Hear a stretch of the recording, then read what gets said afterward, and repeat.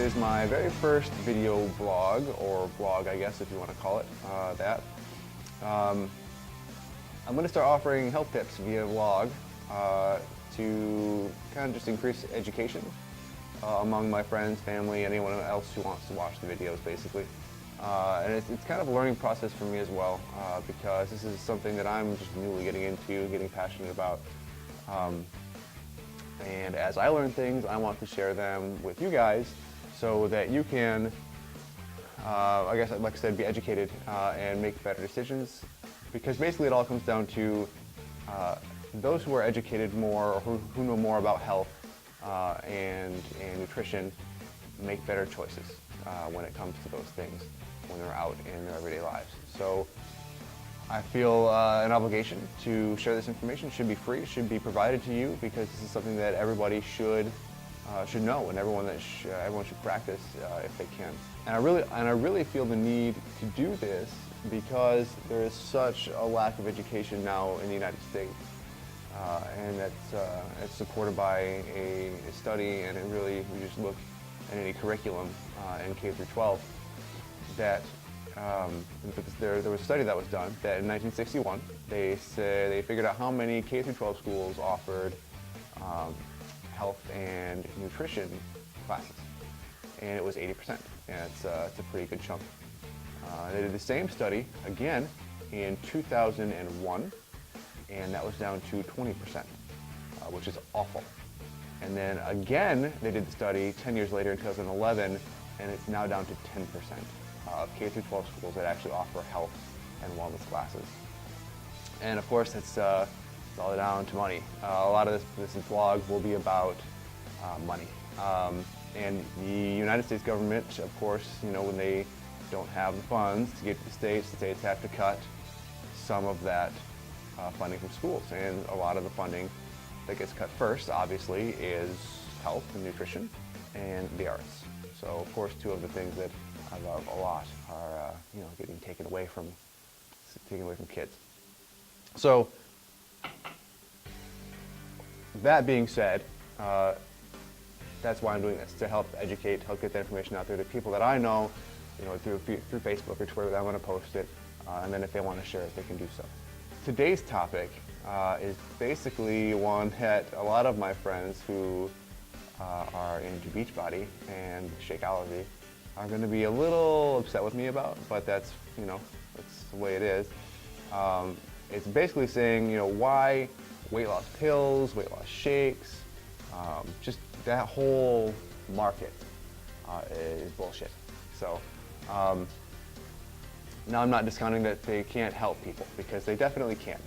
Okay, like a Shakeology, or other shakes like that. They offer all natural ingredients. They offer some really healthy things. They get you your essential vitamins, minerals, and stuff like that. Sure, they do that. But when they're trying to tell you that they are the reason that you're going to lose some weight, no. So now the little bit of truth there is in that, obviously, if you're replacing 2 meals a day with a low-calorie shake, you're probably going to lose some weight. Okay, that's unless you're just scarfing down that third meal and then picking out on your snacks, then you're not going to. But yeah, if you cut down a significant amount of calories, of course you're going to lose weight. But it's not necessarily a result of that shake or of that pill. It's a result of just the really simple, guaranteed to make you lose weight every single time formula of a negative calorie balance here with a positive output over here. So basically, let me rephrase that. When you take in fewer calories than you burn, you lose weight. That's how it is. There is no simpler way to do it. There is no quick fix to do it either. Basically, a pound of fat is 3,500 calories. So if you were to be in a negative calorie balance of 500 every single day, you would then lose 1 pound a week. You bump that up to 1,000 calories a day, then you lose 2 pounds a week. And you should never, ever, ever, ever lose more than 2 pounds a week, because that's not healthy. If you lose it faster than that, you gain your risk to regain and even put on more weight, jumps up to 90%. So don't do that, basically. So why can these shakes and these pills, why can they say lose weight, lose so many pounds in this many weeks, or guaranteed to make you lose weight, feel better, have more energy, all of these things? Why can they say that? And the answer is simply no regulation. There is zero checks and balances on these guys. They can go out there, they can make whatever claims they want. I could, in theory, take a bottle of water and remove the label and crunch up some caffeine pills, throw it in there, and sell it as the best weight loss drink in the Tri-Cities. Come buy it, $5 a bottle. I paid $1 for it, but I'm going to make a ton of money off of you not doing any research. $68 billion a year is made in the health and industry field. And I'm not talking prescription drugs here. I'm talking about I want to sell you a shake, I want to sell you a pill industry. $68 billion a year. Americans are paying a whole hell of a lot of money to be thin every year. But they aren't willing to put the work in.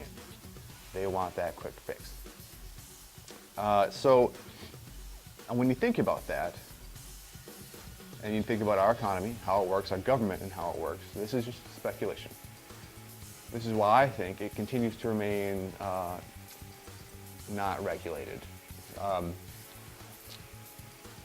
Money goes to big business, and then that big business spends that money wisely to pay people to make sure that it remains unregulated. Again, that's just how I feel. Maybe not necessarily the truth. I don't know, so don't take that as fact.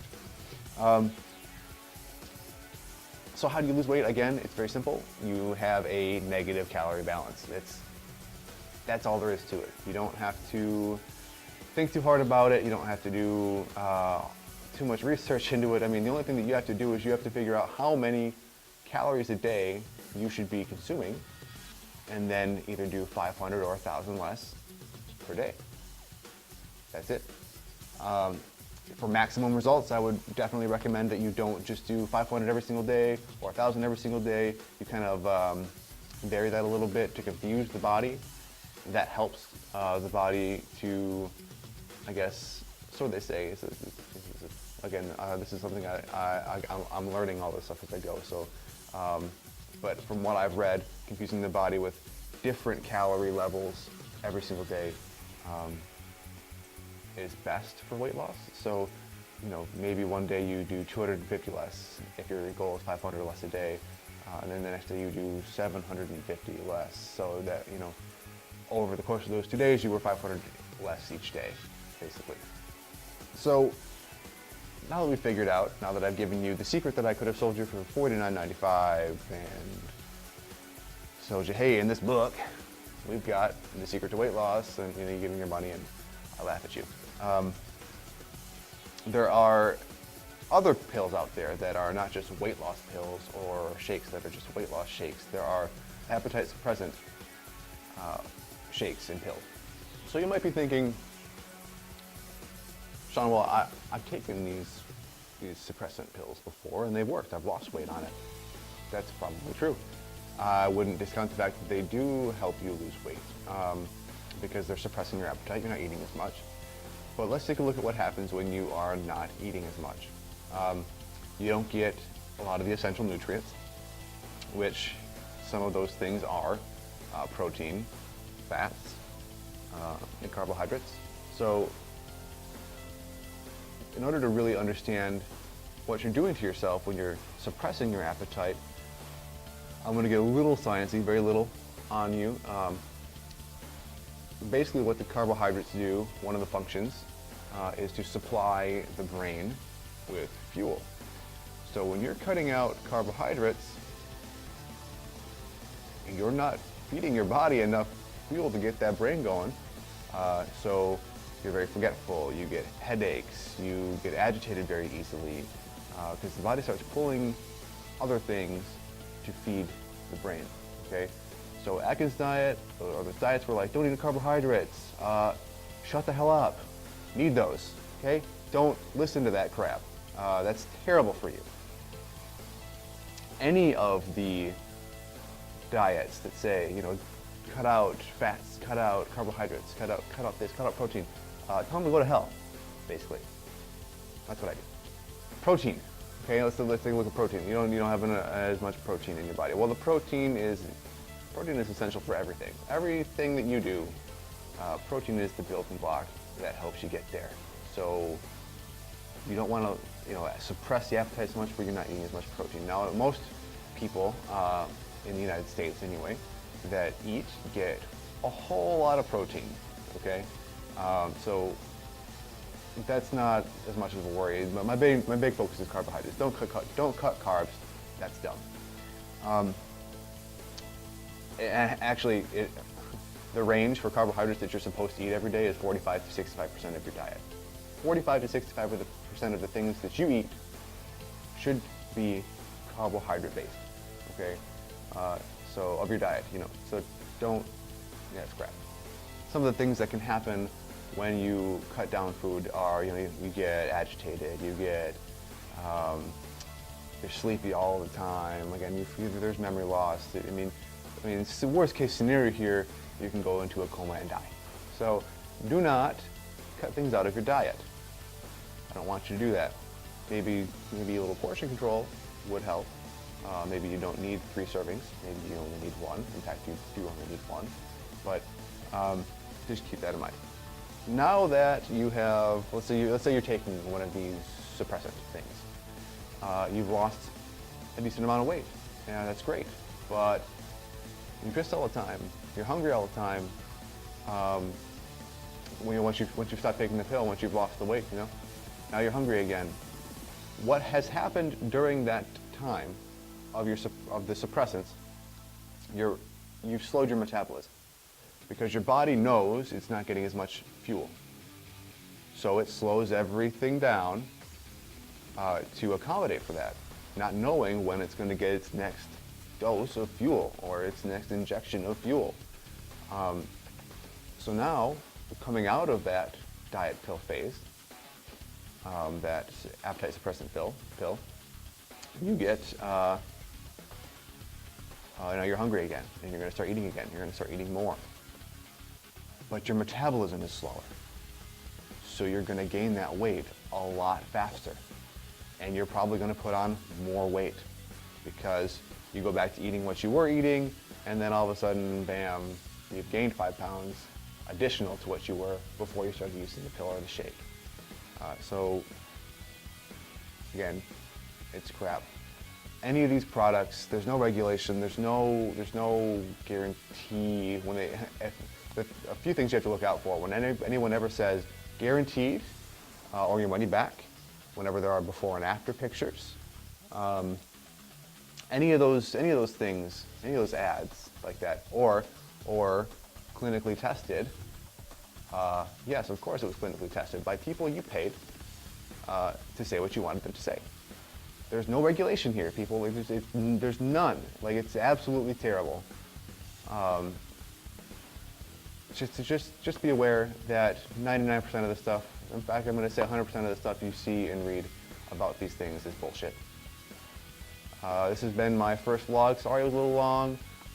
There's a lot more that I could get into. I'm going to tell you soon, and maybe the next one, about how to figure out how many calories a day you should be consuming, and I'll give some tips on how to, because I'm going to give you some ranges, but there are things you need to pay attention to because a lot of people usually overestimate the number that they should be multiplying their weight by, and you should, obviously that's going to create some problems in your weight loss goals. So then I will eventually get into target heart rates too. So when you're working out, you know where you should be to be burning fat, and then at what level, anaerobic or aerobic. There's a bunch of stuff that we're going to get into eventually. So hope you like it.